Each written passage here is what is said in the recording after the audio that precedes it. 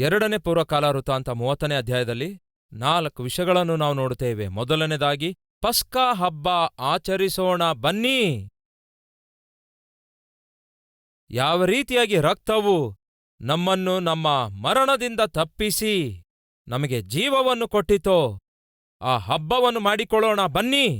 ಕ್ರಿಸ್ತನ ರಕ್ತವೇ ನಮ್ಮನ್ನು ಮರಣದಿಂದ ತಪ್ಪಿಸಿ ನಮಗೆ ಜೀವವನ್ನು ಅನುಗ್ರಹಿಸಿದೆ ಎಂದು ಜ್ಞಾಪಕ ಮಾಡಿಕೊಳ್ಳೋಣ ಬನ್ನಿ ಎಂಬುದಾಗಿ ತನ್ನ ರಾಜ್ಯದಲ್ಲಿರುವ ಪ್ರಜೆಗಳಿಗೆಲ್ಲ ಪ್ರಕಟಿಸಿದನಂತೆ ಅರಸನಾದ ಹಿಜ್ಕೀಯನು. 2 ಪೂರ್ವಕಾಲ ವೃತ್ತಾಂತ 30ನೇ ಅಧ್ಯಾಯ ವಚನ 1ರಿಂದ ನೋಡಿಕೊಳ್ಳೋಣ. ಇಸ್ರಾಯೇಲ್ ದೇವರಾದ ಯೆಹೋವನ ಪಸ್ಕವನ್ನಾಚರಿಸುವುದಕ್ಕಾಗಿ ಯೆರೂಸಲೇಮಿನಲ್ಲಿರುವ ಯೆಹೋವನ ಆಲಯಕ್ಕೆ ಬರಬೇಕೆಂದು ಎಲ್ಲಾ ಇಸ್ರಾಯೇಲ್ಯರಿಗೂ ಯೆಹೂದ್ಯರೆಲ್ಲರಿಗೂ ವರ್ತಮಾನವನ್ನು ಎಫ್ರಾಯೇಮ್ಯರಿಗೂ ಮನಸ್ಸೆಯವರಿಗೂ ದೂತರ ಮುಖಾಂತರ ಪತ್ರಗಳನ್ನು ಕಳಿಸಿದನು. ವರ್ತಮಾನವನ್ನು ಕಳುಹಿಸಿದನು. ಅಂದರೆ ಆ ಕಾಲದಲ್ಲಿ ಪೋಸ್ಟ್ ಆಫೀಸ್ ಇರಲಿಲ್ಲ, ಆ ಕಾಲದಲ್ಲಿ ಕೊರಿಯರ್ಸ್ ಇರಲಿಲ್ಲ. ಮನುಷ್ಯರೇ ಹೋಗಿ ಒಂದು ವಾರ್ತೆಯನ್ನು ಡೊಂಗರ ಸಾರುತ್ತಾ ಇದ್ರು, ಮನುಷ್ಯರೇ ಹೋಗಿ ಪ್ರಚುರ ಮಾಡುತ್ತಾ ಇದ್ರು. ನೋಡೋಣ ಬನ್ನಿ 6ನೇ ವಚನದಲ್ಲಿ. ಅಂದರೆ ಆ ದೂತರು ಅಂದರೆ ಪ್ರಕಟಿಸುವಂಥವರು. ನಮ್ಮ ಗ್ರಾಮಗಳಲ್ಲಿ ಡೊಂಗರ ಸಾರ್ತಾರಲ್ಲವೇ, ಒಂದು ಡಬ್ಬ ಹಿಡ್ಕೊಂಡು ಹೊಡೆದು, ನೋಡಿರಿ ಬರುವ ಮಂಗಳವಾರ ರೇಷನ್ ಅಂಗಡಿ ಓಪನ್ ಮಾಡ್ತಿದ್ದಾರೆ, ಇಲ್ಲವೇ ತೆರಿಗೆ ಕಟ್ಟಬೇಕಾದವರು ತೆರಿಗೆಯನ್ನು ಕಟ್ಟಿರಿ ಅನ್ನುತ್ತಾರೆ. Tongue tongue tongue tongue tongue ಎಂದು ಹೀಗೆ ಒಂದು ಡಬ್ಬ ಬಾರಿಸುತ್ತಾ ವಾರ್ತೆ ಸಾರುತ್ತಾರೆ. ಆ ದೂತರು ಅಂದರೆ ಪ್ರಕಟಿಸುವಂಥವರು, ಸಾರಿ ಹೇಳುವಂಥವರು. ಓದುತ್ತಿದ್ದೇನೆ ಕೇಳ್ರಿ, 30ನೇ ಅಧ್ಯಾಯ 6ನೇ ವಚನ. ಆದುದರಿಂದ ಆ ದೂತರು ರಾಜನ ಮತ್ತು ಅವನ ಸರದಾರರ ಪತ್ರಗಳನ್ನು ತೆಗೆದುಕೊಂಡು ಯೆಹೂದ, ಇಸ್ರಾಯೇಲ್ ದೇಶಗಳಲ್ಲೆಲ್ಲ ಸಂಚರಿಸಿ ರಾಜಾಜ್ಞೆಯನ್ನು ಈ ರೀತಿಯಾಗಿ ಪ್ರಕಟಿಸಿ ಹೇಳಿದರು. ದೇಶದಲ್ಲೆಲ್ಲ ಪ್ರಚಾರ ಮಾಡ್ತಿದ್ದಾರೆ. ಏನೆಂದು? ಬನ್ನಿರಿ, ದೇವರ ಆಲಯಕ್ಕೆ ಬನ್ನಿರಿ, ನಾವೆಲ್ಲರೂ ಪಸ್ಕ ಹಬ್ಬವನ್ನು ಆಚರಿಸೋಣ ಬನ್ನಿರಿ ಎಂದು ಪ್ರಚುರ ಮಾಡಿದರು. ಆ ಪ್ರಚುರದಲ್ಲಿದ್ದಂತಹ ಅಂಶ ಏನೆಂದು ಓದುತ್ತಿದ್ದೇನೆ ಕೇಳ್ರಿ. ಮೊದಲನೇದಾಗಿ, ಇಸ್ರಾಯೇಲ್ಯರೇ ದೇಶದಲ್ಲೆಲ್ಲ ಸಂಚರಿಸಿ ರಾಜನ ಆಜ್ಞೆಯ ಪ್ರಕಾರ ಹೀಗೆ ಪ್ರಕಟಿಸಿರಿ. ಯಾವುದು ಆ ಆಜ್ಞೆ? ಅದರ ಸಾರಾಂಶ ಏನು? ಇಸ್ರಾಯೇಲ್ಯರೇ, ಅಬ್ರಹಾಮ, ಇಸಾಕ್, ಇಸ್ರಾಯೇಲರ ದೇವರಾದ ಯೆಹೋವನ ಕಡೆಗೆ ತಿರುಗಿಕೊಳ್ಳಿರಿ. ಮೊದಲನೇದಾಗಿ ಏನ್ ಹೇಳ್ತಿದ್ದಾನೆ? ದೇವರ ಕಡೆಗೆ ತಿರುಗಿಕೊಳ್ಳಿರಿ. ನಿಮ್ಮಲ್ಲಿ ಅಶ್ಶೂರ್ಯದ ಅರಸನ ಕೈಗೆ ಸಿಕ್ಕದಂತೆ ಉಳಿದುಕೊಂಡವರ ಕಡೆಗೆ ಆತನು ತಿರುಗುವನು. ಮೊದಲನೇದಾಗಿ ನೀವು ದೇವರ ಕಡೆಗೆ ತಿರುಗಿರಿ, ಆಗ ಆತನು ನಿಮ್ಮ ಕಡೆಗೆ ತಿರುಗುತ್ತಾನೆ. ತಮ್ಮ ಪಿತೃಗಳ ದೇವರಾದ ಯೆಹೋವನಿಗೆ ವಿರೋಧವಾಗಿ ದ್ರೋಹಿಗಳಾಗುವುದಾದರೆ ನಿಮ್ಮ ಪಿತೃಗಳ ಹಾಗೆಯೂ ನಿಮ್ಮ ಸಹೋದರರ ಹಾಗೆಯೂ ನೀವು ಪ್ರವರ್ತಿಸಬೇಡಿರಿ. ಹೇಳಿ ಪ್ರಿಯರೇ, ನಿಮ್ಮ ಪಿತೃರು, ನಿಮ್ಮ ಪೂರ್ವಿಕರು ಯೆಹೋವನಿಗೆ ದ್ರೋಹ ಮಾಡಿದ್ದಾರೆ, ಯೆಹೋವನ ವಿರುದ್ಧ ತಿರುಗಿ ಬಿದ್ದಿದ್ದಾರೆ, ಯೆಹೋವನಲ್ಲಿ ನಂಬಿಕೆ ಇಡಲಿಲ್ಲ, ಯೆಹೋವನಿಗೆ ಕೋಪ ಹುಟ್ಟಿಸಿದ್ದಾರೆ. ದಯವಿಟ್ಟು ನಿಮ್ಮ ಪಿತೃರನ್ನು ಅನುಸರಿಸಬೇಡಿರಿ. ಇದು ಪ್ರಕಟಣೆಯ ಸಾರಾಂಶ. ಮೊದಲನೇದಾಗಿ ಏನ್ ಹೇಳ್ತಾರೆ? ಯೆಹೋವನ ಕಡೆಗೆ ತಿರುಗಿಕೊಳ್ಳಿರಿ. ನಿಮ್ಮ ಪಿತೃರು ಮಾಡಿರುವಂತಹ ಪಾಪಿಷ್ಟ ಕಾರ್ಯಗಳನ್ನು ನೀವು ಕೂಡ ಮಾಡಬೇಡಿರಿ. ಆನಂತರ ಅವರ ಪ್ರವರ್ತನೆ ಎಂಥದೆಂದು ನಿಮಗೆ ಗೋಚರಪಡಿಸಬೇಕೆಂದು ಅವರನ್ನು ನಾಶಕ್ಕೆ ಒಪ್ಪಿಸಿದನು. ನಿಮ್ಮ ಪಿತೃರ ಹಾಗೆ ನೀವು ಕೂಡ ಅವಿಧ್ಯರಾಗದಂತೆ ಯೆಹೋವನಿಗೆ ಅಧೀನರಾಗಿರಿ. ನಂಬರ್ 1, ಯೆಹೋವನ ಕಡೆಗೆ ತಿರುಗಿಕೊಳ್ಳಿರಿ. ನಂಬರ್ 2, ನಿಮ್ಮ ಪಿತೃರ ಹಾಗೆ ದೇವರನ್ನು ದ್ವೇಷಿಸಬೇಡಿರಿ. ನಂಬರ್ 3, ದೇವರಿಗೆ ಅಧೀನರಾಗಿರಿ. ಆತನು ಶಾಶ್ವತವಾಗಿ ಪರಿಶುದ್ಧಗೊಳಿಸಿರುವ ಆತನ ಆಲಯದೊಳಗೆ ಪ್ರವೇಶಿಸಿರಿ. ಏನಂತೆ? ಆತನ ಆಲಯದೊಳಗೆ ಪ್ರವೇಶಿಸಿರಿ, ದೇವರ ಆಲಯದೊಳಗೆ ಬನ್ನಿರಿ. ನಿಮ್ಮ ದೇವರಾದ ಯೆಹೋವನ ಉಗ್ರ ಕೋಪವು ನಿಮ್ಮ ಮೇಲಿನಿಂದ ತೊಲಗಿ ಹೋಗುವ ಹಾಗೆ ಆತನನ್ನು ಸೇವಿಸಿರಿ. ದೇವರ ಆಲಯಕ್ಕೆ ಬನ್ನಿರಿ, ನಿಮ್ಮ ಮೇಲಿರುವ ದೇವರ ಕೋಪವು ತೊಲಗಿಸಲ್ಪಡುತ್ತದೆ. ನೀವು ಮಾಡಿರುವ ಪಾಪಿಷ್ಟ ಕಾರ್ಯಕ್ಕಾಗಿ ನಿಮ್ಮ ಮೇಲೆ ಬರುವಂತಹ ಶಿಕ್ಷೆ ತಪ್ಪಿಸಲ್ಪಡುತ್ತದೆ. ದೇವರ ಆಲಯಕ್ಕೆ ಬನ್ನಿರಿ. ಅಷ್ಟೇ ಅಲ್ಲ, ನೀವು ಯೆಹೋವನ ಕಡೆಗೆ ತಿರುಗಿಕೊಳ್ಳುವುದಾದರೆ ನಿಮ್ಮ ಸಹೋದರರು, ಮಕ್ಕಳು ತಮ್ಮನ್ನು ಸೆರೆಯೊಯ್ದವರ ದೃಷ್ಟಿಯಲ್ಲಿ ಅವರಿಗೆ ದಯೆ ಪ್ರಾಪ್ತವಾಗುವುದು. ಅವರು ಈ ದೇಶಕ್ಕೆ ತಿರುಗಿ ಬರುವರು. ನಿಮ್ಮ ದೇವರಾದ ಯೆಹೋವನು ದಯೆಯೂ ಕನಿಕರವೂ ಉಳ್ಳವನಾಗಿರುತ್ತಾನೆ.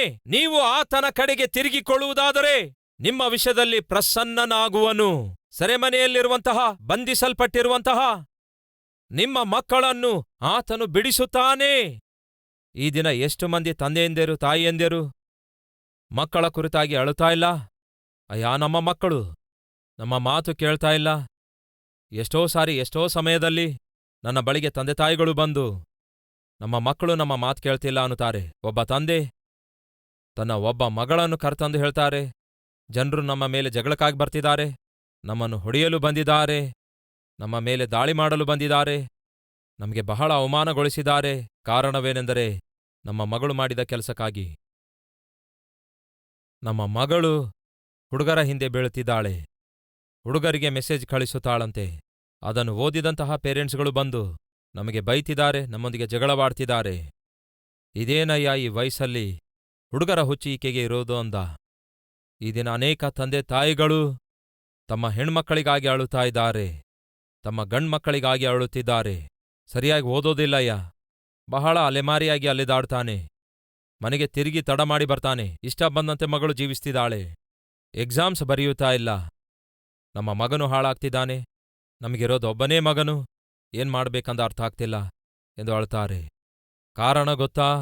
ಆ ಮಕ್ಕಳನ್ನು ಸೈತಾನನು ಸೆರೆ ಹಿಡಿದು ಒಯ್ದಿದ್ದಾನೆ. ಕೆಲವರನ್ನೇನೋ ಪ್ರೀತಿ ಎಂಬ ಉರುಳಲ್ಲಿ ಬೀಳಿಸಿದ್ದಾನೆ, ಮತ್ತೆ ಕೆಲವರನ್ನು ಡ್ರಗ್ಸ್ ಎಂಬ ಚಿಕ್ಕಲ್ಲಿ ಬೀಳಿಸಿದ್ದಾನೆ. ಈ ದಿನಗಳಲ್ಲಿ 7th ಕ್ಲಾಸ್ ಓದುವಂತಹ ಹುಡುಗರು ಕೂಡ ಡ್ರಗ್ಸ್ ಅಂದ್ರೆ ಏನು ಅಂತ ಅವರಿಗೆ ಗೊತ್ತು. ಹೇಳ್ತಿದ್ದೀರಾ? 7th ಕ್ಲಾಸ್ ಓದುವಂತಹ ಮಕ್ಕಳಿಗೆ ಡ್ರಗ್ಸ್ ಅಂದ್ರೆ ಏನು ಅಂತ ಗೊತ್ತು. ಎಷ್ಟು ವಿಧವಾದ ಡ್ರಗ್ಸ್ ಇವೆ ಎಂದು ಗೊತ್ತು. ಆ ಡ್ರಗ್ಸ್ ಎಲ್ಲಿ ಸಿಗುತ್ತವೆ ಎಂದು ಕೂಡ ಗೊತ್ತು. ನಮ್ಮ ಮಕ್ಕಳು ಚಿರುಪ್ರಾಯದಲ್ಲಿಯೇ ಈ ಡ್ರಗ್ಸಿಗೆ, ಈ ಮತ್ತು ಪದಾರ್ಥಗಳಿಗೆ ಮತ್ತು ಪಾನೀಯಕ್ಕೆ ಬಂಧಿತರಾಗಬಾರದೆಂದು, ಬಂದಿ ಆಳುಗಳಾಗಬಾರದೆಂದು ಅವರಿಗೆ ಒಂದು ಉನ್ನತವಾದ ವಿದ್ಯಾಭ್ಯಾಸ ಕೊಡಬೇಕೆನ್ನುವುದಕ್ಕಾಗಿಯೇ ಕಲ್ವರಿ ಟೆಂಪಲ್ನಲ್ಲಿ ಒಂದು ಸ್ಕೂಲನ್ನು ನಾವು ಆರಂಭಿಸಲಾಯಿತು. ಕೇಳಿ ಸಹೋದರ ಸಹೋದರಿಯರೇ, ಆ ದಿನ ಸಾರಿ ಹೇಳಿಸುತ್ತಾನೆ ತನ್ನ ಜನರಿಗೆ, ಕೇಳಿ ಜನರೇ, ನಾವೆಲ್ಲರೂ ದೇವರ ಆಲಯಕ್ಕೆ ಹೋಗೋಣ ಬನ್ನಿರಿ. ದೇವರ ಆಲಯಕ್ಕೆ ನಾವು ಹೋಗುವಾಗ ಆತನಿಗೆ ನಾವು ಪ್ರಾರ್ಥನೆ ಮಾಡುವುದಾದರೆ ಸೆರೆಗೆ ಒಯ್ಯಲ್ಪಟ್ಟ ನಮ್ಮ ಮಕ್ಕಳನ್ನು ದೇವರು ಏನ್ಮಾಡುತ್ತಾರೆ? ಬಿಡಿಸುತ್ತಾರೆ. ನಮ್ಮ ಮಕ್ಕಳನ್ನು ದೇವರು ಬಿಡಿಸುತ್ತಾರೆ, ಬನ್ನಿರಿ. ಅದೇ ಆ ದಿನ ಅವರ ಸಾರಾಂಶ. ಅಷ್ಟೇ ಅಲ್ಲ, ಇನ್ನು ಮುಂದೆ ಇದೆ ನೋಡಿ. ಈ ರೀತಿಯಾಗಿ ಆ ದೂತರು ಹೋಗಿ ಪ್ರಕಟಿಸಬೇಕಾದದ್ದನ್ನು ಪ್ರಕಟಿಸ್ತಾರೆ. ಬನ್ನಿರಿ, ಬನ್ನಿರಿ, ಬನ್ನಿರಿ ಎಂದು. ನೀವು ಕೂಡ ಈ ವಾಕ್ಯ ಕೇಳಿದ ನಂತರ ಗಂಡನಿಗಾಗಲಿ, ಇಲ್ಲವೇ ಹೆಂಡತಿಗಾಗಲಿ, ಇಲ್ಲವೇ ಮಕ್ಕಳಿಗಾಗಲಿ ನೀವು ಬೇಡಿಕೊಂಡು ಮುಂದಿನ ವಾರ ಸಭೆಗೆ ಬನ್ನಿರಿ, ದಯಮಾಡಿ ಮಕ್ಕಳೇ ಸಭೆಗೆ ಬನ್ನಿ, ದೇವರು ನಿಮಗೆ ಜ್ಞಾನ ಕೊಡ್ತಾರೆ, ಮಕ್ಕಳೇ ಸಭೆಗೆ ಬನ್ನಿರಿ, ದೇವರು ನಿಮ್ಮನ್ನು ಆಶೀರ್ವದಿಸ್ತಾರೆ ಎಂದು ನೀವು ಹೇಳ್ತೀರಿ. ರೀ, ಆಲಯಕ್ಕೆ ಹೋಗೋಣ ಬನ್ರಿ. ನೀವು ಯಾವಾಗ ನೋಡಿದ್ರೂ ಕೂಡ ಮನೆಯಲ್ಲೇ ಕೂತ್ಕೊಂಡು ಸಿನಿಮಾ ನೋಡ್ತೀರಿ, ಇಲ್ಲವೇ ಸೀರಿಯಲ್ ನೋಡ್ತೀರಿ. ಹಾಗೆ ಮಾಡೋದನ್ನು ಬಿಟ್ಟು ಭಾನುವಾರ ಸಭೆಗೆ ಬನ್ನಿರಿ ಎಂಬುದಾಗಿ ನೀವು ಕೇಳ್ತೀರಿ. ಬನ್ನಿರಿ ಎಂದು ಪ್ರೀತಿಯಿಂದ ಕರೆಯುತ್ತೀರಿ. ಆಗ ಏನಾಗ್ತದೆ ಎಂದು ಬೈಬಲ್ನಲ್ಲಿದೆ ಪ್ರಿಯರೇ. ನೋಡೋಣ ಬನ್ನಿ ಏನಾಯ್ತೆಂದು. 10ನೇ ವಚನ. ಆ ದೂತರು ಜಬುಲೋನ್ ದೇಶದವರೆಗೂ ಎಫ್ರಾಯಿಂ ಮನಸ್ಸೆ ಪಟ್ಟಣದಿಂದ ಪ್ರತಿ ಪಟ್ಟಣಕ್ಕೂ ಹೋದರು. ಆದರೆ ಜನರು ಅವರನ್ನು ಕಂಡು ಗೇಲಿ ಮಾಡಿ ಅವರನ್ನು ಅಪಹಾಸ್ಯ ಮಾಡಿದರು. ಕಾಲು ನಡಿಗೆಯಿಂದಲೇ ಹೋಗ್ತಿದ್ರು, ದೇಶದ 4 ಮೂಲೆಗೂ ಹೋಗ್ತಿದ್ರು, ಘಂಟಘೋಷವಾಗಿ ಸಾರುತ್ತಾ ಇದ್ರು. ಕೇಳಿರಿ ಎಂದು ಡಬ್ಬ ಹುಡಿತಾ, ಕೇಳಿರಯ್ಯ, ದೇವರ ಕಡೆಗೆ ತಿರುಗಿರಿ, ಆಗ ಆತನು ನಿಮ್ಮ ಕಡೆಗೆ ತಿರುಗಿಕೊಳ್ತಾನೆ. ದೇವರ ಆಲಯಕ್ಕೆ ಬಂದು ಆತನನ್ನು ಆರಾಧಿಸಿರಿ, ಆತನು ಪ್ರಸನ್ನನಾಗುತ್ತಾನೆ, ಆತನು ಪ್ರತ್ಯಕ್ಷನಾಗುತ್ತಾನೆ, ನಿಮಗೆ ದಿವ್ಯ ದಾನಗಳನ್ನು ಕೊಡುತ್ತಾನೆ, ಬನ್ನಿರಿ ಎಂದು ಕರೆದ ಕೂಡಲೇ ಅವರು ಬಂದ್ರು ಅಂದುಕೊಳ್ತೀರೋ? ಬರಲಿಲ್ಲ. ಮಾತ್ರವಲ್ಲದೆ ಏನ್ ಮಾಡ್ತಾರೆ ಗೊತ್ತಾ? ಗೇಲಿ ಮಾಡುತ್ತಾರೆ, ಅಪಹಾಸ್ಯ ಪಡಿಸುತ್ತಾರೆ. ಈ ದಿನ ಒಂದು ವೇಳೆ ನಿಮ್ಮ ಗಂಡನಿಗಾಗಲಿ, ಹೆಂಡತಿಗಾಗಲಿ, ಇಲ್ಲವೇ ಮಕ್ಕಳಿಗಾಗಲಿ ಅವರು ಕೂಡ ದೇವರ ಸನ್ನಿಧಿಗೆ ಬರಬೇಕೆಂದು ಅವರನ್ನು ಬೇಡಿಕೊಂಡಿದ್ದೀರೇನೋ, ಪ್ರೀತಿಯಿಂದ ಕರೆದಿದ್ದೀರೇನೋ, ಅವರು ನಿಮಗೆ ಗೇಲಿ ಮಾಡಿರಬಹುದೇನೋ, ನಿಮ್ಮ ಮೇಲೆ ಹಾಸ್ಯ ಮಾಡ್ತಿದ್ದಾರೇನೋ. ಅಬ್ಬೋ, ಮೇಲಿನಿಂದ ಇಳಿದು ಬಂದಿದ್ದಾಳೆ, ಅಬ್ಬೋ ಭಕ್ತಿ ಹೆಚ್ಚಾಗ್ಬಿಟ್ಟಿದೆ, ದೊಡ್ಡ ಭಕ್ತಳಾಗಿ ಹುಟ್ಟಿದಾಳೆ ಎಂದು ಏನೇನೋ ಕಾಮೆಂಟ್ಸ್ ಮಾಡ್ತಿರಬಹುದು. ಕೇಳಿರಿ, ಇದೆಲ್ಲ ಸಹಜವೇ. ನೀವು ದೇವರ ವಿಷಯದಲ್ಲಿ ಶ್ರದ್ಧೆಯುಳ್ಳವರಾಗಿ, ಆತನ ಆಲಯದ ವಿಷಯದಲ್ಲಿ ಆಸಕ್ತರಾಗಿ ನಿಮ್ಮ ಕುಟುಂಬ ರಕ್ಷಿಸಿಕೊಳ್ಳಬೇಕೆಂದು ನೀವು ಆಸೆ ಉಳ್ಳವರಾಗಿರುವಾಗ ಕೇಳಿರಿ. ವ್ಯತಿರೇಕತೆ ಬರುತ್ತವೆ, ಆಟಂಕಗಳು ಬರುತ್ತವೆ, ಅವಮಾನಗಳನ್ನು ನೀವು ಹಾದು ಹೋಗಬೇಕಾಗತ್ತೆ. ನಿಮ್ಮ ಸ್ವಂತವರೇ ನಿಮಗೆ ಅರ್ಥ ಮಾಡಿಕೊಳ್ಳೋದಿಲ್ಲ, ಅಪಹಾಸ್ಯಗೊಳಿಸುತ್ತಾರೆ, ಅವಮಾನಗೊಳಿಸುತ್ತಾರೆ. ಹಾಗೆಂದ ಮಾತ್ರಕ್ಕೆ ದಯವಿಟ್ಟು ನಿಮ್ಮ ಪ್ರಯತ್ನವನ್ನು ನಿಲ್ಲಿಸಬಾರದು. ಯಾಕೆಂದರೆ 30ನೇ ಅಧ್ಯಾಯ 1ನೇ ವಚನ. ತರುವಾಯ ಹಿಜ್ಕೀಯನು ಇಸ್ರಾಯೇಲ್ ದೇವರಾದ ಯೆಹೋವನ ಪಸ್ಕವನ್ನಾಚರಿಸುವುದಕ್ಕಾಗಿ ಯೆರೂಸಲೇಮಿನಲ್ಲಿರುವ ಯೆಹೋವನ ಆಲಯಕ್ಕೆ ಬರಬೇಕು ಎಂದು ಇಸ್ರಾಯೇಲ್ಯರೆಲ್ಲರಿಗೂ ಯೆಹೂದ್ಯರೆಲ್ಲರಿಗೂ ವರ್ತಮಾನವನ್ನು ಕಳಿಸಿದನು. ಎಫ್ರಾಯೀಮ್ಯರಿಗೂ ಮನಸ್ಸೆಯವರಿಗೂ ಪತ್ರಿಕೆಗಳನ್ನು ಕಳಿಸಿದನು.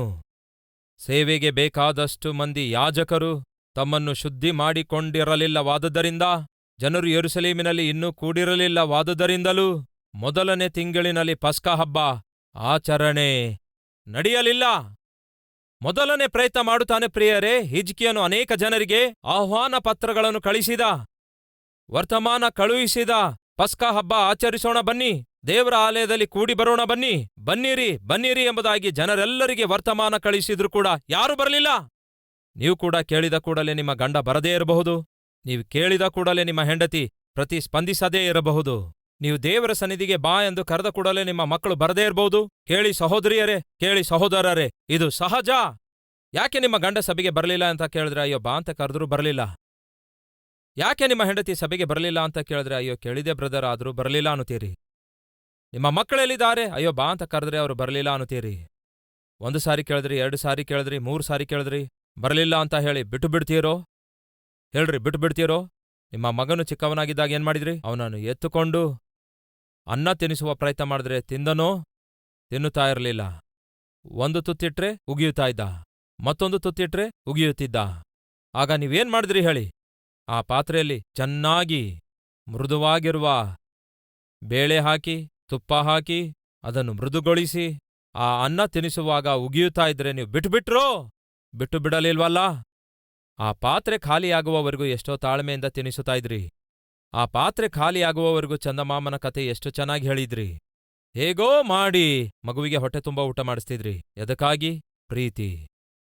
ಆ ಮಗು ಚಿರುಪ್ರಾಯದಲ್ಲಿರುವಾಗ ಅವರ ಹೊಟ್ಟೆಯನ್ನು ತುಂಬಿಸಬೇಕೆಂಬ ಪ್ರಯತ್ನದಲ್ಲಿ ಪ್ರತಿದಿನ ಅರ್ಧ ಗಂಟೆಯಷ್ಟು ಉದಯದಲ್ಲಿ, ಅರ್ಧ ಗಂಟೆಯಷ್ಟು ಮಧ್ಯಾಹ್ನದಲ್ಲಿ, ಅರ್ಧ ಗಂಟೆಯಷ್ಟು ರಾತ್ರಿಯಲ್ಲಿ ತುತ್ತು ಮಾಡಿ ಅನ್ನ ತಿನ್ನಿಸಲು ಎಷ್ಟೋ ಸಮಯ ಕಳೆಯುತ್ತಾ ಇದ್ರಲ್ಲವೇ? ಈ ದಿನ ಅದೇ ಮಗನು ತನ್ನ ಆತ್ಮಿಕ ಜೀವಿತ ಹಾಳು ಮಾಡಿಕೊಳ್ತಾ ಇರುವಾಗ, ನರಕದ ದಾರಿಯಲ್ಲಿ ಹೋಗ್ತಿರುವಾಗ, ಸೈತಾನನಿಂದ ಬಂಧಿತನಾಗಿರುವಾಗ, ತಂದೆಯಾಗಿ ತಾಯಿಯಾಗಿ ದೇವರ ಸನ್ನಿಧಿಯಲ್ಲಿ ಮೊಳಕಾಲೂರಿ ಯಾಕೆ ದೇವರಿಗೆ ಮೊರೆಯಿಡುತ್ತಿಲ್ಲ? ತಂದೆಯಾಗಿ ತಾಯಿಯಾಗಿ ದೇವರ ಸನ್ನಿಧಿಯಲ್ಲಿ ನಿಮ್ಮ ಮಕ್ಕಳ ರಕ್ಷಣೆಗಾಗಿ ಯಾಕೆ ಕಣ್ಣೀರು ಸುರಿಸುತ್ತಾ ಇಲ್ಲ? ಒಮ್ಮೆ ಆಲೋಚಿಸಿರಿ. ಹಿಜ್ಕೀಯ ಬಿಟ್ಟು ಬಿಡಲಿಲ್ಲ ಪ್ರಿಯರೇ. ಅವರು ಬರಲಾರ್ದಕ್ಕಾಗಿ, ಬರಲ್ಲ ಎಂದು ಹೇಳಿದಕ್ಕಾಗಿ ಬಿಟ್ಟು ಬಿಡಲಿಲ್ಲ ಪ್ರಿಯರೇ. ಮತ್ತೊಮ್ಮೆ ಪ್ರಯತ್ನ ಮಾಡಿದ. 1ನೇ ತಿಂಗಳು 1ನೇ ವರ್ಷದಲ್ಲಿ ಅವರು ಬರಲಾರದೇ ಇರುವಾಗ ನಿರುತ್ಸಾಹನಾಗ್ಲಿಲ್ಲ. ನೀವು ನಿರುತ್ಸಾಹರಾಗಬೇಡಿರಿ. ನಿಮ್ಮ ಗಂಡನನ್ನಾಗಲಿ ಹೆಂಡತಿಯನ್ನಾಗಲಿ ನೀವು ಪ್ರೀತಿಯಿಂದ ಆಹ್ವಾನಿಸಿದ್ರೂ ಬರದೇ ಇರುವಾಗ ನಿರುತ್ಸಾಹ ಪಡಬೇಡಿರಿ. ಮತ್ತೊಮ್ಮೆ ಪ್ರಯತ್ನಿಸಿರಿ. ಪ್ರೀತಿಯಿಂದ ಪ್ರಯತ್ನಿಸಿರಿ. ಯಾವುದರಿಂದ ಪ್ರಯತ್ನಿಸಬೇಕು? ಪ್ರೀತಿಯಿಂದ ಪ್ರಯತ್ನಿಸಿರಿ. ನಮ್ಮ ಸಭೆಯಲ್ಲಿ ಒಬ್ಬ ಸಹೋದರ ಏನೆಂದು ಸಾಕ್ಷಿ ಕೊಡುತ್ತಾನೆ ಗೊತ್ತಾ? ದುರ್ಮಾರ್ಗಿಯಂತೆ ಎಷ್ಟೇ ಪ್ರವರ್ತಿಸಿದ್ರೂ ಕೂಡ, ಹೆಂಡತಿಗೆ ಪದೇ ಪದೇ ಹೊಡೆದರೂ ಕೂಡ ಆತನ ಗಂಡನಿಗೆ ಆ ಹೆಂಡತಿ ಎಷ್ಟೋ ಚೆನ್ನಾಗಿ ರಕ್ಷಣೆಯೊಳಗೆ ನಡೆಸಿಕೊಳ್ಳುತ್ತಾಳೆ ಎಂಬ ಅದ್ಭುತವಾದ ಸಾಕ್ಷಿಯನ್ನು ಆ ಕುಟುಂಬ ಕೊಟ್ಟಿದೆ.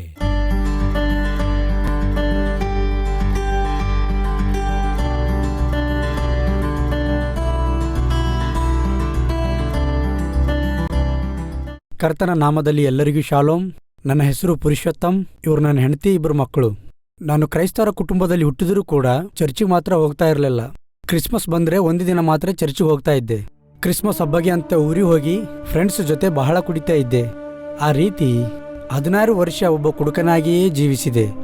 ನಾನೊಬ್ಬ ಸೆಂಟ್ರಿನ್ ಮೇಸ್ತ್ರಿ ಹತ್ರ ಒಂದು ಕೂಲಿ ಕೆಲಸ ಮಾಡ್ತಾ ಇದ್ದೆ. ಪ್ರತಿದಿನ ಫುಲ್ಲಾಗಿ ಕುಡಿದು ಮನೆಗೆ ಬರ್ತಾ ಇದ್ದೆ. ಆ ರೀತಿ ನಾನು ಕುಡಿದು ಮನೆಗೆ ಬಂದ್ರೆ ಪ್ರತಿದಿನ ಯಾಕೆ ಕುಡಿದು ಬರ್ತಾ ಇದ್ದೀರಿ ಅಂತ ನನ್ನ ಹೆಂಡತಿ ಕೇಳಿದಳು. ನಾನು ಮೂರ್ಖತನದಿಂದ ಆಕೆ ಬಾಯಿ ಮುಚ್ಚುವ ರೀತಿಯಲ್ಲಿ ಮಾತಾಡ್ತಾ ಇದ್ದೆ. ಮನೆಗೆ ಬೇಕಾಗೋದೆಲ್ಲ ತರ್ತಾ ಇದ್ದೆ, ನಿನಗೇನು ಕಡಿಮೆ ಇರ್ತಾ ಇಲ್ಲ, ನೀನು ಮಾಡೋದಿಷ್ಟೇ, ನನಗೂ ನನ್ನ ಮಕ್ಕಳಿಗೆ ಚೆನ್ನಾಗಿ ನೋಡ್ಕೋಬೇಕಷ್ಟೇ, ಜಾಸ್ತಿ ಮಾತಾಡಬಾರ್ದಂತಿದ್ದೆ. ಹೀಗಾಗಿ ನನ್ನ ಹೆಂಡತಿ ಜೊತೆ ಒಂದು ದಿನವೂ ಪ್ರೀತಿಯಿಂದ ಮಾತಾಡ್ತಾ ಇರಲಿಲ್ಲ. ನನ್ನ ಹೆಂಡತಿಗೆ ಸಂತೋಷಗೊಳಿಸಿರುವ ಸಮಯವೇ ಇಲ್ಲ. ನನ್ನ ಹೆಂಡತಿ ಸಂಗಡ ಮೂರ್ಖತನದಿಂದ ಮಾತಾಡ್ತಿದ್ದೆ. ಆಕೆ ಬಹಳ ದುಃಖ ಪಡ್ತಿದ್ದಳು. ನನ್ನ ತಾಯಿ ದುಬೈನಲ್ಲಿ ಇರ್ತಾರೆ. ಯೂಟ್ಯೂಬ್ನಲ್ಲಿ ಕಲವರಿ ಸ್ವರವನ್ನು ದಿನಾಲೂ ವೀಕ್ಷಿಸ್ತಾರೆ. ಹಾಗೆ ಸಂಡೇ ಆರಾಧನೆ ಕೂಡ ಲೈವ್ ಆಗಿ ಆತ್ಮಿಕವಾಗಿ ಬಹಳ ಬಲಗೊಳ್ತಿದ್ದಾರೆ. ಒಂದು ದಿನ ನನ್ನ ತಾಯಿ ಫೋನ್ ಮಾಡಿ ಕಲ್ವರಿ ಟೆಂಪಲ್ಗೆ ಹೋಗ್ರಿ, ಹಳೆಯ ಕುಡಿಯೋದನ್ನು ಖಂಡಿತವಾಗಿ ಬಿಡ್ತಾನೆ ಅಂತ ಹೇಳಿದರು. ಕಲ್ವರಿ ಟೆಂಪಲ್ಗೆ ಬಂದೆವು, ವಾಕ್ಯ ಕೇಳಿದೆವು, ಬಹಳ ಸಂತೋಷ ಪಟ್ಟೆವು. ಇನ್ನೊಂದು ದಿನ ನನ್ನ ತಾಯಿ ಮತ್ತೆ ಫೋನ್ ಮಾಡಿ, ನನ್ನ ಹಾಗೆ ವಿದೇಶಗಳಲ್ಲಿ ಭಾರತೀಯರು ಅನೇಕರಿದ್ದಾರೆ, ಅವರು ಕೂಡ ಕಲವರಿ ಸ್ವರವನ್ನು ವೀಕ್ಷಿಸಿ ಬಲಗೊಳ್ಳುತ್ತಿದ್ದಾರೆ, ನನ್ನ ಪರವಾಗಿ ಕಲವರಿ ಟಿವಿ ಕಾರ್ಯಕ್ರಮಕ್ಕೆ ಸಹಾಯ ಮಾಡಿ ಅಂತ ಹೇಳಿದರು. ಆ ದಿನ ಕಲವರಿ ಟೆಂಪಲ್ಗೆ ಮತ್ತೊಂದು ಸಾರಿ ನಾವು ಬಂದೆವು. ಒಂದು ದಿನ ರಾತ್ರಿ 12 ಗಂಟೆಗೆ ನನ್ನ ಹೆಂಡತಿಗೆ ದುರಾತ್ಮ ಹಿಡ್ಕೊಂಡಿತ್ತು.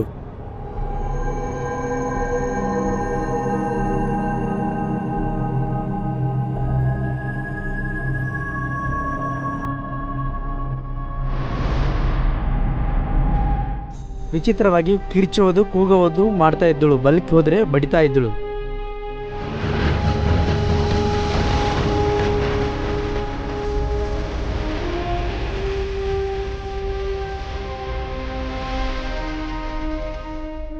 ಆಗ ನನಗೆ ಬಹಳ ಭಯವಾಗಿ ಫುಲ್ಲಾಗಿ ಸರಾಯಿ ಕುಡಿದೆ.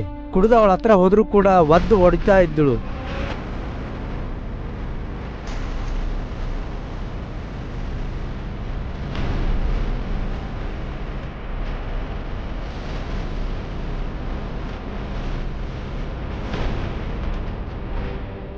ಆ ಸಮಯದಲ್ಲಿ ಭಯ ಕಡಿಮೆ ಆಗ್ಬೇಕಂದ್ಕೊಂಡು ಟಿವಿ ಆನ್ ಮಾಡಿದೆ. ಸರಿಯಾಗಿ ಅದೇ ಸಮಯದಲ್ಲಿ ಕಲ್ವರಿ ಸ್ವರ ಟಿವಿ ಕಾರ್ಯಕ್ರಮ ಬರ್ತಾ ಇತ್ತು. ದೈವ ಸೇವಕರು ನೇರವಾಗಿ ವಾಕ್ಯದಿಂದ ನನ್ನೊಂದಿಗೆ ಮಾತಾಡಿದರು. ಈ ದಿನ ನೀನು ನಿನ್ನ ಶರೀರದಲ್ಲಿ ಸಾರಾಯಿ ಕುಡಿಯುವುದರಿಂದ, ಗುಟ್ಕಾ ತಿನ್ನುವುದರಿಂದ, ಬ್ರ್ಯಾಂಡಿ ಹಾಕುವುದರಿಂದ ನಿನ್ನ ಶರೀರ ಹಾಳಾಗುವುದು ಮಾತ್ರವಲ್ಲ, ನಿನ್ ಮೇಲೆ ಆಧಾರಗೊಂಡಿರುವ ನಿನ್ನ ಹೆಂಡತಿ ಮಕ್ಕಳು ಒಂದು ದಿನ ಬೀದಿ ಪಾಲಾಗ್ತಾರಯ್ಯ. ನೀನ್ ಕುಡಿಯುವ ಕುಡುಕುತನದ ನಿಮಿತ್ತ, ನಿನಗೆ ಬರುವ ರೋಗದ ನಿಮಿತ್ತ, ಆ ಕುಡುಕುತನದ ಮತ್ತಿನಲ್ಲಿರುವಂತಹ ಪಾಪಿಷ್ಟ ವರ್ತನೆಯ ನಿಮಿತ್ತ, ನೀನ್ ತರುವಂತಹ ನಷ್ಟಕ್ಕೆ, ಕಷ್ಟಕ್ಕೆ ನಿನ್ನ ಹೆಂಡತಿ ಮಕ್ಕಳು ಬೀದಿಯ ಪಾಲಾಗ್ತಾರೆ. ಗೊತ್ತಾ ನಿಮಗೆ? ಆ ವಾಕ್ಯ ಕೇಳಿದ ನಂತರ ನಾನು ಬಹಳ ಪಶ್ಚಾತ್ತಾಪ ಪಟ್ಟೆ. ಸರಾಯಿ, ಸಿಗರೆಟು ತಕ್ಷಣವೇ ಡಸ್ಟ್ಬಿನ್ಗೆ ಎಸೆದೆ. ತಕ್ಷಣವೇ ಮೊಳಕಾಲೂರಿ ಕಣ್ಣೀರಿನಿಂದ ಪ್ರಾರ್ಥಿಸಿದೆ. ನನ್ನ ತಪ್ಪೆಲ್ಲ ಒಪ್ಪಿಕೊಂಡು ಆ ಕ್ಷಣವೇ ಬಿಟ್ಟೆ. ದೈವ ಸೇವಕರು ಹೇಳಿರುವ ವಾಕ್ಯವನ್ನು ಕೇಳಿ ದೇವರು ನಮ್ಮನ್ನು ಸ್ಪರ್ಶಿಸಿದರು. ಆ ಕ್ಷಣವೇ ನನ್ನ ಹೆಂಡತಿಯಲ್ಲಿರುವ ಆ ದುರಾತ್ಮವನ್ನು ಬಿಟ್ಟು ಹೋಯಿತು. ಏನಾಯ್ತೋ ಗೊತ್ತಿಲ್ಲ, ನಾನು ಪ್ರಾರ್ಥನೆ ಮಾಡಿ ಕಣ್ಣು ತೆರೆದಷ್ಟೊತ್ತಿಗೆ ನನ್ನ ಹೆಂಡತಿ ಮಕ್ಕಳ ಜೊತೆ ಮಲ್ಕೊಂಡಿದ್ದಳು. ಆ ದಿನದಿಂದ ಕ್ರಮ ತಪ್ಪದೆ ಕಲ್ವರಿ ಟೆಂಪಲ್ಗೆ ಬರುತ್ತಾ ಆತ್ಮಿಕವಾಗಿ ಬಲಗೊಳ್ಳುತ್ತಾ ಇದ್ದೇವೆ. 16 ವರ್ಷಗಳಿಂದ ಕುಡುಕನಾಗಿರುವ ನನ್ನನ್ನು ದೈವ ಸೇವಕರಾದ ಸತೀಶ್ ಅಯ್ಯ ಅವರು ಹೇಳಿರುವ ವಾಕ್ಯ ನನ್ನನ್ನು ಮಾರ್ಪಡಿಸಿತು. ಒಮ್ಮೆ ನನ್ನ ಗಂಡ ಪ್ರೀತಿಯಿಂದ ಒಂದು ದಿನ ನೋಡಿಕೊಳ್ಳುತ್ತಿದ್ದಿಲ್ಲ, ಆದರೆ ಈಗ ನಾವು ಕಲ್ವರಿ ಟೆಂಪಲ್ಗೆ ಬರೋದ್ರಿಂದ ನನ್ನನ್ನು ಮಕ್ಕಳನ್ನು ಬಹಳ ಪ್ರೀತಿಯಿಂದ ನೋಡ್ಕೊಳ್ತಿದ್ದಾನೆ. ಈಗ ನಾವು ಬಹಳ ಸಂತೋಷವಾಗಿದ್ದೇವೆ. ದೇವರು ನಮ್ಮನ್ನು ಆಶೀರ್ವಾದ ಮಾಡಿದ್ದಾರೆ. ಒಮ್ಮೆ ನನ್ನ ಗಂಡ ಒಬ್ಬ ಮೇಸ್ತ್ರಿ ಕೈ ಕೆಳಗೆ ಕೂಲಿ ಕೆಲಸ ಮಾಡ್ತಿದ್ದ, ಆದರೆ ಈಗ ನನ್ನ ಗಂಡನ ಹತ್ರನೇ 5 ಜನರು ಕೆಲಸ ಮಾಡ್ತಿದ್ದಾರೆ. ಇಲ್ಲಿವರೆಗೂ ಕಲವರಿ ಸ್ವರ 4 ಸಾರಿ ಸ್ಪಾನ್ಸರ್ ಮಾಡಿದ್ದೇವೆ. ಅಷ್ಟು ಮಾತ್ರವಲ್ಲ, 30 ಕುಟುಂಬಗಳನ್ನು ನಾವು ನಮ್ಮ ಸಭೆಯಾದ ಕಲ್ವರಿ ಟೆಂಪಲ್ಗೆ ಕರೆತಂದಿದ್ದೇವೆ. ಈಗ ನನ್ನ ತಾಯಿ ಹಳೆಯನಲ್ಲಿ ಕಾಣುವ ಮಾರ್ಪಡಿಕೆಯನ್ನು ನೋಡಿ ಬಹಳ ಸಂತೋಷ ಪಡ್ತಾಳು. ಒಂದು ಕಾಲ ಇತ್ತು, ಬಹಳ ಕುಡಿದು ಮಲಗುತ್ತಾ ಇದ್ದೆ. ಆದರೆ ಈಗ ಕುಟುಂಬ ಪ್ರಾರ್ಥನೆ ಮಾಡದೆ ನಾನು ಮಲ್ಕೊಳ್ತಾ ಇಲ್ಲ. ನನ್ನ ಜೀವಿತ ಈ ರೀತಿ ಮಾರ್ಪಡಿಕೊಳ್ಳಕ್ಕೆ ಕಾರಣ ಕೇವಲ ಕರ್ತನಾದ ಯೇಸು. ನಮ್ಮ ಇಂಥ ಕುಡುಕತನದ ಜೀವಿತವನ್ನು ದೇವರ ವಾಕ್ಯದಿಂದ ಮಾರ್ಪಡಿಸುತ್ತಿರುವ ನಮ್ಮ ಆತ್ಮೀಕ ತಂದೆಯವರಿಗೆ ನಮ್ಮ ಹೃದಯಪೂರ್ವಕ ವಂದನೆಗಳು. ಸಮಸ್ತ ಘನತೆ ಮಹಿಮೆ ಯೇಸುವಿಗೆ ಮಾತ್ರ ಉಂಟಾಗಲಿ. ಹೇಳಿ ಫ್ರೆಂಡ್ಸ್, ನನ್ನ ಗಂಡ ಬದಲಾಗಬೇಕು, ನನ್ನ ಹೆಂಡತಿ ಬದಲಾಗಬೇಕು, ನಮ್ಮ ಮಕ್ಕಳು ಬದಲಾಗಬೇಕು ಎಂಬ ಆಸೆ ಉಳ್ಳವರಾಗಿರೋದು ಸಹಜವೇ. ಆದರೆ ಅವರು ಮಾರ್ಪಡಬೇಕಾದರೆ ಮೊದಲನೇದಾಗಿ ನಿಮ್ಮೊಳಗೆ ಮಾರ್ಪಡುವಿಕೆ ಬರಬೇಕು. ಆ ಗಂಡ ಅಂದುಕೊಳ್ತಾನೆ, ಇಷ್ಟೊಂದು ನನ್ನನ್ನು ಪ್ರೀತಿಸುವ ಹೆಂಡತಿಯನ್ನು ಇನ್ನೆಷ್ಟು ದಿನ ಗಾಯಗೊಳಿಸುತ್ತಾ ಇರಲಿ, ನಾನು ಕೂಡ ಒಂದು ದಿನ ಸಭೆಗೆ ಹೋಗಬೇಕು, ನಾನು ಕೂಡ ನನ್ನ ಹೆಂಡತಿಯಂತೆ ಮಾರ್ಪಡಬೇಕು ಎಂದು ಯೋಚಿಸಿ ಆ ಸಹೋದರನು ಸಭೆಗೆ ಬರ್ತಾನೆ. ಅವನು ರಕ್ಷಣೆ ಹೊಂದುತ್ತಾನೆ. ಆ ಕುಟುಂಬ ಈ ದಿನ ಅನೇಕರ ಕುಟುಂಬಕ್ಕೆ ಆದರ್ಶದ ಕುಟುಂಬವನಾಗಿ ದೇವರು ಮಾರ್ಪಡಿಸಿದ್ದಾರೆ.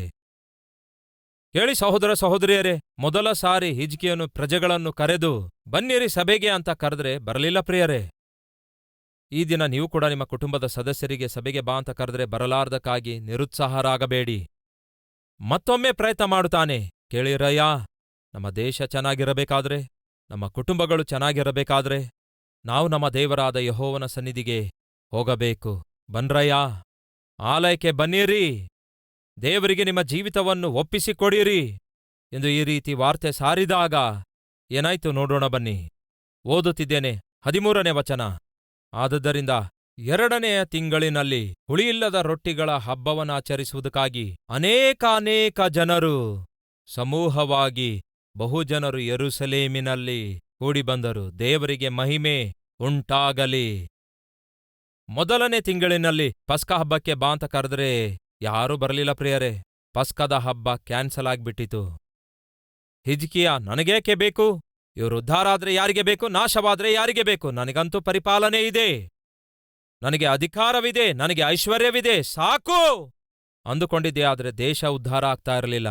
ನನಗೆ ಉದ್ಯೋಗವಿದೆ, ನನಗೆ ಸಂಪಾದನೆ ಇದೆ, ನಾನು ಸುಖವಾಗಿದ್ದೇನೆ, ನಾನು ಚೆನ್ನಾಗಿದ್ದೇನೆ ಎಂದು ನೀವು ಅಂದುಕೊಳ್ಳುವುದಾದರೆ ನಿಮ್ಮ ಕುಟುಂಬ ಉದ್ಧಾರವಾಗಲ್ಲ, ನಿಮ್ಮ ಬಂಧುಗಳು ಉದ್ಧಾರವಾಗಲ್ಲ, ನಿಮ್ಮ ಸ್ನೇಹಿತರು ಉದ್ಧಾರವಾಗಲ್ಲ. ನಾನೊಬ್ಬನೇ ಉದ್ಧಾರವಾಗುವುದಲ್ಲ, ನನ್ನ ಮನೆಯಲ್ಲಿ ಪ್ರತಿಯೊಬ್ಬರೂ ಉದ್ಧಾರ ಆಗಬೇಕು, ನಮ್ಮ ಬಂಧುಗಳು ಕೂಡ ಉದ್ಧಾರ ಆಗಬೇಕು ಎಂದು ಮತ್ತೊಮ್ಮೆ ನಿಮ್ಮ ಪ್ರಯತ್ನ ನೀವು ಮಾಡುವುದಾದರೆ, ವಾಕ್ಯದಲ್ಲಿ ನಾವು ನೋಡ್ತೇವೆ, ಅವರು ಬಹು ಸಮೂಹವಾಗಿ ಸಮಾಜವಾಗಿ ಬಂದು ದೇವರನ್ನು ಆರಾಧಿಸಿದ್ರಂತೆ. ಕೇಳ್ತಿದ್ದೇನೆ ಸಹೋದರ ಸಹೋದರಿಯರೇ, ನಿಮ್ಮಿಂದ ನಿಮ್ಮ ಕುಟುಂಬ, ನಿಮ್ಮ ಬಂಧುಗಳು, ನಿಮ್ಮ ಸ್ನೇಹಿತರು ಜೀವವುಳ್ಳ ದೇವರ ಬಳಿಗೆ ಬರಬೇಕು ಎಂದು ದೇವರು ಆಶಿಸುತ್ತಿದ್ದಾರೆ. ಅವರೆಲ್ಲರೂ ಒಟ್ಟುಗೂಡಿ ಬಂದು ದೇವರನ್ನು ಆರಾಧಿಸುತ್ತಾರೆ. ಅಷ್ಟು ಮಾತ್ರವಲ್ಲ, 14ನೇ ವಚನ ನೋಡಿ. ಅವರು ಅದನ್ನು ತೆಗೆದುಕೊಂಡು ಹೋಗಿ ಯೆರೂಸಲೇಮಿನಲ್ಲಿದ್ದ ಯಜ್ಞವೇದಿಗಳನ್ನು, ಧೂಪವೇದಿಗಳನ್ನು ತೆಗೆದುಕೊಂಡು ಹೋಗಿ ಕಿದ್ರೋನ್ ಹಳ್ಳದಲ್ಲಿ ಬೀಸಾಟು ಬಿಟ್ಟರು. ದೇವರಿಗೂ ಅವರಿಗೂ ಮಧ್ಯದಲ್ಲಿ ಆಟಂಕವಾಗಿರುವಂತಹ ಪ್ರತಿ ಕಾರ್ಯವನ್ನು ಅವರು ಬೀಸಾಟು ಬಿಟ್ಟರು, ಬಿಟ್ಟರು, ವಿಸರ್ಜಿಸಿ ಬಿಟ್ಟರು. ದೇವರ ಆಲಯಕ್ಕೆ ಹೋಗೋದು ಮಾತ್ರ ಸಾಲುವುದಿಲ್ಲ. ನಿಮ್ಮಲ್ಲಿರುವ ಪಾಪಿಷ್ಟ ಕಾರ್ಯಗಳನ್ನು, ನಿಮ್ಮಲ್ಲಿರುವ ಕೆಟ್ಟ ಅಭ್ಯಾಸಗಳನ್ನು, ತಿಳಿದು ನೀವು ಮಾಡುವ ಪ್ರತಿ ತಪ್ಪನ್ನು ಬಿಟ್ಟು ಬಿಡಬೇಕು, ತೊಲಗಿಸಿ ಬಿಡಬೇಕು. ಅವಾಗಲೇ ನಿಮ್ಮ ಜೀವಿತ ಬದಲಾಗುತ್ತೆ. ಅವಾಗಲೇ ನೀವು ಮಾಡುವ ಪ್ರಾರ್ಥನೆ ದೇವರ ಸನ್ನಿಧಿಗೆ ಸೇರುತ್ತದೆ. ನಂತರ ಏನಾಯ್ತು ನೋಡೋಣ ಬನ್ನಿ. 20ನೇ ವಚನ. ಯೆಹೋವನು ಹಿಜ್ಕೀಯನು ಮಾಡಿದ ಪ್ರಾರ್ಥನೆಯನ್ನು ಲಾಲಿಸಿ ಜನರನ್ನೂ ಸ್ವಸ್ಥಗೊಳಿಸಿದನು. ಯಾವಾಗ ಜನರು ತಮ್ಮನ್ನು ತಾವು ಸರಿಪಡಿಸಿಕೊಂಡು ಬದಲಾದರೋ, ಪಾಪಿಷ್ಟ ಕಾರ್ಯಗಳನ್ನು ಬಿಟ್ಟರೋ, ಅವರ ಪಕ್ಷದಲ್ಲಿ ಹಿಜ್ಕೀಯ ಪ್ರಾರ್ಥನೆ ಮಾಡಿದಾಗ ದೇವರು ಅವರನ್ನು ಏನ್ಮಾಡಿದ್ರಂತೆ? ಸ್ವಸ್ಥಪಡಿಸಿದ್ರು. ಈ ದಿನ ನಮ್ಮ ಮಧ್ಯೆ ಯಾರಾದರೂ ಇದ್ದೀರಾ? ನಮಗೂ ಸ್ವಸ್ಥತೆ ಬೇಕೆನ್ನುವವರು, ಶರೀರದಲ್ಲಿ ಸ್ವಸ್ಥತೆ ಬೇಕೆನ್ನುವವರು, ಆರ್ಥಿಕತೆಯಲ್ಲಿ ಬಿಡುಗಡೆ ಬೇಕೆನ್ನುವವರು, ಕುಟುಂಬದಲ್ಲಿ ಆಶೀರ್ವಾದ ಬೇಕೆನ್ನುವವರು. ಅಂಥ ಆಸೆ ನಿಮಗಿರೋದಾದ್ರೆ ನಿಮ್ಮ ಪಾಪವನ್ನು ನೀವು ಬಿಟ್ಟು ಬಿಡಬೇಕು. ಶುಗರ್ ವ್ಯಾಧಿಯಿಂದ ಬಳಲುತ್ತಾ ಇದ್ದೀರಿ, ಆಪರೇಷನ್ ಮಾಡಿದ ಹೊರತು ನೀವು ಬದುಕುವ ಚಾನ್ಸ್ ಇಲ್ಲ. ಆಗ ಡಾಕ್ಟರ್ಸ್ ಏನು ಹೇಳುತ್ತಾರೆ ಹೇಳಿ? ಮೊದಲು ಶುಗರ್ ಲೆವೆಲ್ಸು ನಾರ್ಮಲ್ಗೆ ಬರಬೇಕು. ಶುಗರ್ ಲೆವೆಲ್ಸ್ ನಾರ್ಮಲ್ಗೆ ಬರಬೇಕಂದಾಗ ಡಾಕ್ಟ್ರೇ ನನ್ನ ಪ್ರಯತ್ನ ನಾನು ಮಾಡುತ್ತೇನೆ ಎಂಬುದಾಗಿ ಯಾರಾದ್ರೂ ಬರ್ತ್ಡೇ ಇದೆ ಅಂತ ಹೇಳಿ ಸ್ವೀಟ್ ಕೊಡುವಾಗ ಈ ಕಡೆ ಬನ್ನಿ ಎಂದು ಕರೆದು 1-2 ಸ್ವೀಟ್ ನೀವು ಬಾಯಲ್ಲಿಟ್ಕೊಂಡಿರಿ ಅಂದ್ಕೊಳ್ಳಿ. ಇನ್ನು ನಿಮಗೆ ಆಪರೇಷನ್ ಆಗುತ್ತಾ? ನಿಮಗೇನು ಅರ್ಥ ಆಗುತ್ತೆ? ಇನ್ನು ಆಪರೇಷನ್ ಮಾಡುವ ಅಗತ್ಯ ಏನಿದೆ? ಡೈರೆಕ್ಟ್ ಆಗೇ ಹೋಗ್ಬೋದಲ್ಲವೇ? ಅಂದರೆ ಅರ್ಥವೇನು? ಆಪರೇಷನ್ ಆಗಬೇಕಾದರೆ ಶುಗರ್ ಲೆವೆಲ್ಸ್ ನಾರ್ಮಲ್ಗೆ ಬರಬೇಕು. ಶುಗರ್ ಲೆವೆಲ್ಸ್ ನಾರ್ಮಲ್ಗೆ ಬರಬೇಕಾದರೆ ಬಿಟ್ಟು ಬಿಡಬೇಕಾದವುಗಳನ್ನು ಬಿಟ್ಟು ಬಿಡಬೇಕು. ಬಿಟ್ಟು ಬಿಡಬೇಕಾದವುಗಳನ್ನು ಬಿಟ್ಟು ಬಿಡಲಾರದೆ ಅವುಗಳನ್ನು ನೀವು ಬಾಯೊಳಗಡೆ ಹಾಕಿಕೊಂಡು ತಿನ್ನುತ್ತಾ ಇರೋದಾದರೆ ಶುಗರ್ ಕಡಿಮೆಯಾಗುತ್ತದೋ? ಆಪರೇಷನ್ ಸಕ್ಸಸ್ ಆಗುತ್ತದೋ? ಆಗಲ್ಲ. ದೇವರು ನಿಮ್ಮ ಜೀವಿತವನ್ನು ಜಯಭರಿತವಾಗಿ ಮಾಡಬೇಕಾದರೆ ನಿಮ್ಮ ಜೀವಿತದಲ್ಲಿ ನೀವು ಮಾಡ್ತಿರುವ ಪಾಪಿಷ್ಟ ಕಾರ್ಯಗಳನ್ನೆಲ್ಲ ನೀವು ಬಿಟ್ಟು ಬಿಡಬೇಕು. ಆ ದಿನ ಅದೇ ನಡೆದಿತು. ಫಲಿತವಾಗಿ ಪ್ರಜೆಗಳಿಗಾಗಿ ಹಿಜ್ಕೀಯನು ಮಾಡಿರುವ ಪ್ರಾರ್ಥನೆ ದೇವರು ಲಾಲಿಸಿ ಏನ್ಮಾಡಿದ್ರಂತೆ? ಅವರಿಗೆ ಸ್ವಸ್ಥತೆಯನ್ನು ಅನುಗ್ರಹಿಸಿದರು. ಪಾಪವನ್ನು ನೀವು ಬಿಟ್ಟು ಬಿಡುವಾಗಲೇ ಶರೀರದಲ್ಲಿ ಸ್ವಸ್ಥತೆ ಬರುತ್ತೆ. ಪಾಪವನ್ನು ನೀವು ಬಿಟ್ಟು ಬಿಡುವಾಗಲೇ ಆರ್ಥಿಕ ಬಲ ನಿಮಗೆ ಸಿಗುತ್ತದೆ. ಪಾಪವನ್ನು ನೀವು ಬಿಟ್ಟು ಬಿಡುವಾಗಲೇ ನೀವು ಮಾಡುವ ಪ್ರತಿ ಪ್ರಯತ್ನದಲ್ಲಿ ದೊಡ್ಡ ಜಯ ನೀವು ಸಾಧಿಸುವವರಾಗಿರ್ತೀರಿ. ಅಲ್ಲಿಗೆ ಮುಗಿಯಲಿಲ್ಲ ಪ್ರಿಯರೇ, 3 ವಿಷಯಗಳಿವೆ, ಬೇಗನೆ ಹೇಳ್ತೇನೆ. 26ನೇ ವಚನ ನೋಡಿ. ಯೆರೂಸಲೇಮ್ ನಿವಾಸಿಗಳಿಗೆಲ್ಲ ಬಹಳ ಆನಂದ ಉಂಟಾಯಿತು. ಯಾವಾಗ ಅವರು ಪಾಪವನ್ನು ಬಿಟ್ಟು ಬಿಟ್ಟರೋ, ದೇವರು ಯಾವಾಗ ಅವರನ್ನು ಸ್ವಸ್ಥಪಡಿಸಿದ್ರು, ಅವರಿಗೇನುಂಟಾಯ್ತಂತೆ? ಮಹಾ ಸಂತೋಷ. ಪಾಪವನ್ನು ಬಿಟ್ಟು ಬಿಡುವಾಗ ನಿಮಗೇನುಂಟಾಗುತ್ತದೆ? ದೊಡ್ಡ ಸಂತೋಷ ಉಂಟಾಗುತ್ತೆ. ಅಷ್ಟೇ ಅಲ್ಲ, 27ನೇ ವಚನ. ಆಗ ಲೇವಿಯರಾಗಿದ್ದ ಯಾಜಕರು ಎದ್ದು ಜನರನ್ನು ಆಶೀರ್ವದಿಸಿದಾಗ ಅವರ ಸ್ವರವು ಕೇಳಿಸಿತು. ಅವರ ಪ್ರಾರ್ಥನೆಯು ಪರಲೋಕದಲ್ಲಿರುವ ಆತನ ಪರಿಶುದ್ಧ ನಿವಾಸಕ್ಕೆ ಮುಟ್ಟಿತು. ಈ ದಿನ ನಿಮ್ಮ ಜೀವಿತದಲ್ಲಿ ಪ್ರಾರ್ಥನೆಗೆ ಉತ್ತರ ಬರಲಾರದೇ ಇರುವುದಾದರೆ ದೇವರು ಉತ್ತರ ಕೊಡಲಾರದಕ್ಕಾಗಿ ಅಲ್ಲ, ನಿಮ್ಮ ಪ್ರಾರ್ಥನೆ ಪರಲೋಕಕ್ಕೆ ಸೇರಲಾರದಕ್ಕಾಗಿಯೇ. ಯಾಕೆ ನಿಮ್ಮ ಪ್ರಾರ್ಥನೆ ಪರಲೋಕಕ್ಕೆ ಸೇರುತ್ತಾ ಇಲ್ಲ ಎನ್ನುವುದಾದರೆ, ನೀವು ಮಾಡಿರುವ ಪಾಪಗಳೇ ನಿಮಗೂ ದೇವರಿಗೂ ಮಧ್ಯದಲ್ಲಿ ಅಡ್ಡ ಬಂದಿವೆ. ಯಾವಾಗ ನೀವು ನಿಮ್ಮ ಹೃದಯವನ್ನು ಶುದ್ಧೀಕರಿಸಿಕೊಳ್ಳುತ್ತೀರೋ, ನಿಮ್ಮ ಹೃದಯವನ್ನು ಸರಿಪಡಿಸಿಕೊಳ್ಳುತ್ತೀರೋ, ಪಾಪಿಷ್ಟ ಕ್ರಿಯೆಗಳನ್ನೆಲ್ಲ ಯಾವಾಗ ಬಿಡುತ್ತೀರೋ, ಲೈನ್ ಕ್ಲಿಯರ್ ಆಗ್ಬಿಡುತ್ತೆ. ನೀವು ಸೆಲ್ಫೋನ್ ಮೊಬೈಲ್ನಲ್ಲಿ ಮಾತಾಡುತ್ತಾ ಅಂಡರ್ಗ್ರೌಂಡ್ ಒಳಗೆ ಹೋಗ್ನೋಡಿ, ಸೆಲ್ಲಾರ್ ಒಳಗಡೆ ಹೋಗ್ನೋಡಿ. ಆಗ ನಿಮ್ಮ ಹೆಂಡತಿಗೆ ಮಾತಾಡಿ ನೋಡಿ.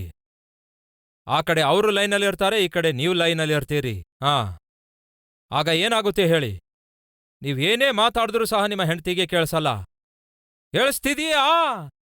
ಏನ್ ಹೇಳ್ತಾ ಇದ್ದೀರ್ರಿ? ಅದೇ ಮಧ್ಯಾಹ್ನ ಊಟಕ್ಕಾಗಿ ಬರ್ತೇನೆ. ಬಸ್ಸಲ್ಲಿ ಬರ್ತೀರಾ?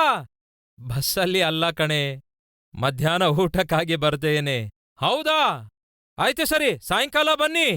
ಸಾಯಂಕಾಲ ಬರೋದಲ್ಲ ಕಣೆ. ಹೀಗೆ ನೀವು ಹೇಳೋದೊಂದು, ಆ ಕಡೆಯಿಂದ ಬರುವ ಉತ್ತರ ಇನ್ನೊಂದು.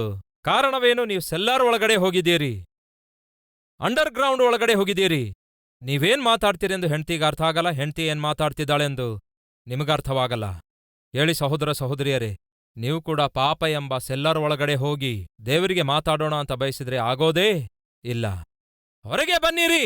ನೀವು ಲಿಫ್ಟಲ್ಲಿ ಇದ್ದೀರಿ ಅಂದ್ಕೊಳ್ಳಿ, ನಿಮ್ಮ ಸೆಲ್ಫೋನ್ ಕೆಲಸ ಮಾಡ್ತದೋ? ಮಾಡಲ್ಲ. ಯಾಕೆಂದರೆ ನೀವು ಲಿಫ್ಟ್ ಒಳಗಡೆ ಹೋಗಿದ್ದೀರಿ. ಹಾಗೆಯೇ ನೀವು ದೇವರೊಂದಿಗೆ ಮಾತಾಡಬೇಕಾದರೆ ನಿಮ್ಮ ಮಾತು ಆತನಿಗೆ, ಆತನ ಮಾತು ನಿಮಗೆ ಕೇಳಿಸಬೇಕಾದರೆ ನೀವು ಎಲ್ಲೆಲ್ಲಿ ಅಡಗಿಕೊಂಡಿದ್ದೀರೋ ಆ ಅಡುಗು ತಾಣಗಳಿಂದ ಹೊರಗೇ ಬರಬೇಕು. ಪಾಪದಿಂದ ಹೊರಗಡೆ ಬರಬೇಕು. ಬರುವಾಗಲೇ ನಿಮ್ಮ ಜೀವಿತದಲ್ಲಿ ಪ್ರತಿಫಲವನ್ನು ಕಾಣುತ್ತೀರಿ. ಆ ದಿನ ಹಿಜ್ಕೀಯ ಒಬ್ಬ ಹುಡುಗನೇ ಆಗಿದ್ದ ಪ್ರಿಯರೇ, ದೊಡ್ಡ ಉಜ್ಜೀವನವನ್ನು ದೇಶದಲ್ಲಿ ತರುತ್ತಾನೆ. ದೀನಸೇವಕನಾದ ನನ್ನ ಆಸೆ, ಈ ವಾಕ್ಯ ಕೇಳುವಂಥವರೆಲ್ಲರೂ ದೊಡ್ಡ ಉಜ್ಜೀವನವನ್ನು ಕಣ್ಣಾರೆ ನೋಡಬೇಕು ಎಂದು ಆಶಿಸುತ್ತಿದ್ದೇನೆ. ಆ ಉಜ್ಜೀವನ ಮೊದಲು ನಿಮ್ಮೊಂದಿಗೆ ಸ್ಟಾರ್ಟ್ ಆಗ್ಬೇಕು. ಕೇಳ್ತಿದ್ದೀರಾ ಸಹೋದರಿಯರೇ? ಕೇಳ್ತಿದ್ದೀರಾ ಸಹೋದರರೇ? ನಿಮ್ಮೊಂದಿಗೆಯೇ ಆ ಉಜ್ಜೀವನ ಸ್ಟಾರ್ಟ್ ಆಗ್ಬೇಕು. ನಿಮ್ಮ ಮನೆಯೊಳಗಡೆಯೇ ಆ ಉಜ್ಜೀವನ ಸ್ಟಾರ್ಟ್ ಆಗ್ಬೇಕು. ಫಲಿತವಾಗಿ ನಿಮ್ಮ ಮನೆಯವರೆಲ್ಲರೂ ಸೇರಿ ದೇವರ ಸನ್ನಿಧಿಯಲ್ಲಿ ಆನಂದಿಸಬೇಕು, ಆರಾಧಿಸಬೇಕು, ಅದ್ಭುತನಾದ ದೇವರಿಗೆ ಪ್ರಾರ್ಥಿಸಬೇಕು. ಆ ದೇವರು ತನ್ನ ಆಶೀರ್ವಾದಗಳನ್ನು ನಿಮ್ಮ ಮೇಲೆ, ನಿಮ್ಮ ಮನೆಯ ಮೇಲೆ ಸುರಿಯ ಮಾಡಬೇಕು. ಅಂತಹ ಕೃಪೆ ನಮಗೂ ಬೇಕು ಎನ್ನುವಂಥವರಿದ್ರೆ ನಾನೊಂದಿಗೆ ಸೇರಿ ಪ್ರಾರ್ಥಿಸುವಿರಾ?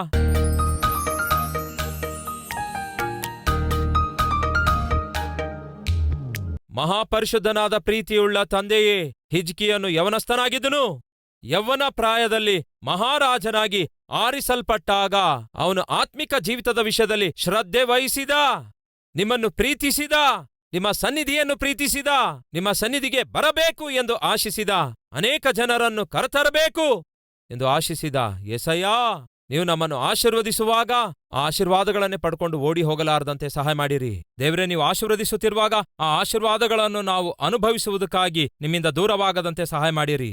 ಯೆಸಯ್ಯ, ನಾವು ಆಶೀರ್ವದಿಸಲ್ಪಡುತ್ತಿರುವ ಹಾಗೆಯೇ, ಹೆಚ್ಚಿಸಲ್ಪಡುತ್ತಿರುವ ಹಾಗೆಯೇ ದೇವರೇ, ಮತ್ತಷ್ಟು ನಿಮ್ಮ ನಿಕಟತೆಯಲ್ಲಿ ನಾವು ಜೀವಿಸಬೇಕು, ನಿಮ್ಮನ್ನು ಸೇವಿಸಬೇಕು, ಅನೇಕರಿಗೆ ನಾವು ಆಶೀರ್ವಾದಕರವಾಗಿ ಜೀವಿಸಬೇಕು. ಮಾರ್ಪಟ್ಟಂತಹ ಗಂಡನೇ ಕುಟುಂಬಕ್ಕೆ ಮಾರ್ಪಡುವಿಕೆಯನ್ನು ತರಬಲ್ಲನು. ರಕ್ಷಿಸಲ್ಪಟ್ಟ ಹೆಂಡತಿಯೇ ಕುಟುಂಬದ ರಕ್ಷಣೆಗಾಗಿ ಪ್ರಾರ್ಥಿಸಬಲ್ಲಳು. ನಮ್ಮ ಕುಟುಂಬ ರಕ್ಷಿಸಲ್ಪಡಬೇಕು, ನಮ್ಮ ಮಕ್ಕಳು ಪ್ರಾಮುಖ್ಯವಾಗಿ ರಕ್ಷಿಸಲ್ಪಡಬೇಕು, ನಮ್ಮ ಬಂಧುಗಳು ರಕ್ಷಿಸಲ್ಪಡಬೇಕು. ಅವರೆಲ್ಲರನ್ನು ನಿಮ್ಮ ಸನ್ನಿಧಿಗೆ ನಾವು ನಡೆಸಬೇಕು. ಹಿಜ್ಕೀಯನ ಹಾಗೆ ಮೊದಲ ಪ್ರಯತ್ನ ವಿಫಲವಾದರೂ ಕೂಡ ಮತ್ತೊಮ್ಮೆ ಪ್ರಯತ್ನ ಮಾಡಿ ಅನೇಕರನ್ನು ದೇವರೇ ನಿಮ್ಮ ಸನ್ನಿಧಿಗೆ ಸೇರಿಸುವ ಕೃಪೆ ನಮ್ಮೆಲ್ಲರಿಗೂ ದಯಪಾಲಿಸಿರಿ. ನಮ್ಮೆಲ್ಲರನ್ನು ಕೂಡ ನಿಮ್ಮ ಸಾಕ್ಷಿಗಳನ್ನಾಗಿ ನಿಲ್ಲಿಸಿರಿ ಎಂದು ಯೇಸುವಿನ ನಾಮದಲ್ಲಿ ಬೇಡಿ ಹೊಂದಿದ್ದೇವೆ ತಂದೆಯೇ, ಆಮೇನ್. ನಮ್ಮ ವಿಳಾಸ Calvary, post box number 30, Kukatpally, Hyderabad 72.